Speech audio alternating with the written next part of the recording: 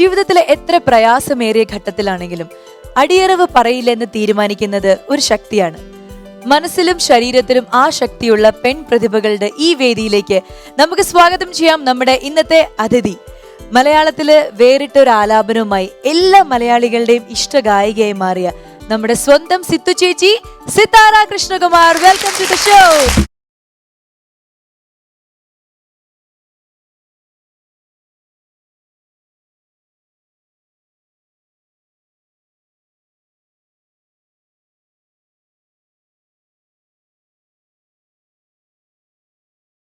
Red കാർപ്പറ്റിലേക്ക് അപ്പോ സ്വാഗതം.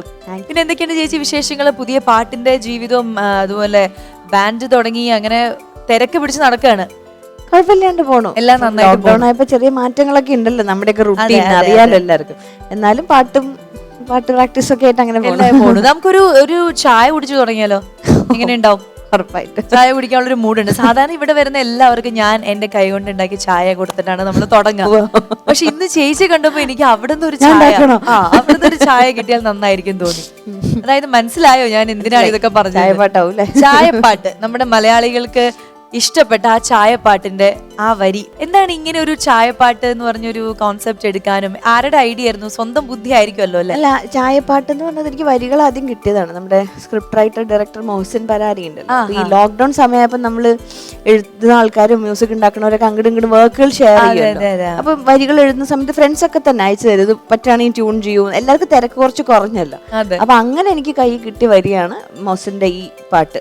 പിന്നെ ഞാൻ എപ്പോഴും ശ്രദ്ധിച്ചിട്ടുണ്ട്, ഈ സിംഗേഴ്സിന് എല്ലാവർക്കും നന്നായിട്ട് ചിരിക്കാൻ പറ്റുന്നുണ്ടല്ലോ നിങ്ങളുടെ പാട്ടുകളുടെ ഇടയിൽ. ആ ഒരു ചിരി അങ്ങോട്ട് പോകുമ്പോൾ നന്നായി ചിരിക്കാൻ പറ്റുന്നുണ്ട്. ഞാൻ സിത്താര ചേച്ചിയുടെ ചിരിക്ക് ഒത്തിരി ഫാൻ ഫോളോവേഴ്സ് ഉണ്ട് അല്ലേ? പാട്ടിലുള്ള അത്ര നല്ല ചിരി അല്ല എന്റെ ശരിക്കും.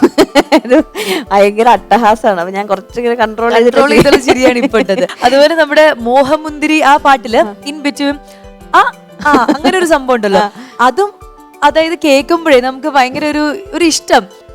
ഒറ്റ പ്രാവശ്യം എടുത്തു. അതെന്താ വെച്ചാൽ അത് ഞാൻ തന്നെ എന്റെ ട്രാക്ക് പാടിയിട്ടുണ്ടായിരുന്നു. അപ്പൊ അത് പാടുന്ന സമയത്ത് ഇങ്ങനെ കണ്ണടച്ചിട്ട് ഒറ്റ തവണ പാടിയത് അത് അങ്ങനെ വെച്ചു.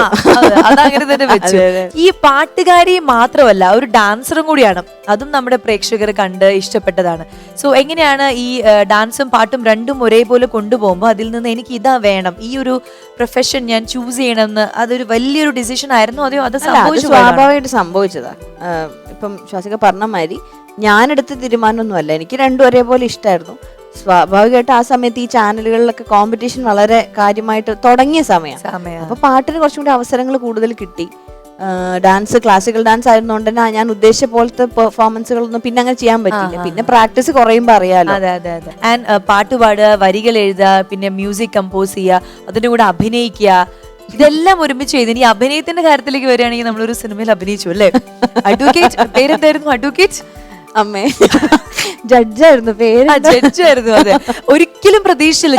ഞാനൊക്കെ ഇപ്പൊ മൂവി ഇങ്ങനെ തിയേറ്ററിൽ നിന്ന് ഇങ്ങനെ കണ്ടുകൊണ്ടിരുന്നു. പെട്ടെന്ന് ഒരു മുഖം വന്നപ്പോ ഇത് നമ്മുടെ പാട്ടുകാരി സിത്താര അല്ലേ? അതെയോ അങ്ങനെയൊക്കെ തോന്നിപ്പോയി. നമ്മള് പ്രതീക്ഷിക്കാത്ത ഒരു പ്ലേസ്മെന്റ് ആയിരുന്നു അത്. അതെങ്ങനെയാണ് ആ ഒരു വഴി? അത് രമേശ് ചേട്ടൻ വളരെ അടുത്ത കുടുംബ സുഹൃത്ത്, ഏട്ടനെ പോലെയുള്ള ആളാ. അപ്പൊ രമേശ് ചേട്ടൻ വിളിച്ചിട്ട് ഇങ്ങനത്തെ ഒരു കാര്യം പറയണേ, ഇതിലിങ്ങനെ ചെയ്യാനുണ്ട് എന്നൊക്കെ. ഞാനാണെങ്കിൽ മമ്മൂക്കയുടെ ഭയങ്കര ഫാനാ. അപ്പൊ എന്റെ മനസ്സിൽ ഇത്രേ ഉള്ളൂ, മമ്മൂക്കയെ നേരിട്ട് കാണാം. പിന്നെ ഞാൻ സിനിമയുടെ സെറ്റ് ഒന്നും കണ്ടിട്ടില്ല. അത് വേറെ തന്നെ ഒരു അന്തരീക്ഷല്ലേ. അപ്പം ഈ അതെന്താന്നൊക്കെ അറിയാനുള്ള കൗതുകം. അതാകുമ്പോ നമ്മുടെ സ്വന്തം വീട് പോലത്തെ ഒരു സ്ഥലമാകുമ്പോ സ്വാതന്ത്ര്യത്തോടെ പോയി അങ്ങനെ പോയതാണ്. അപ്പൊ എന്തായാലും ചേച്ചിക്ക് ഒരു പുതിയ എക്സ്പീരിയൻസ് ആയിരുന്നു അല്ലെ, അഭിനയവും അവിടുത്തെ സെറ്റും എല്ലാം. ഇനിയും നമ്മൾ കൂടുതൽ കഥാപാത്രങ്ങൾ പ്രതീക്ഷിക്കുന്നു.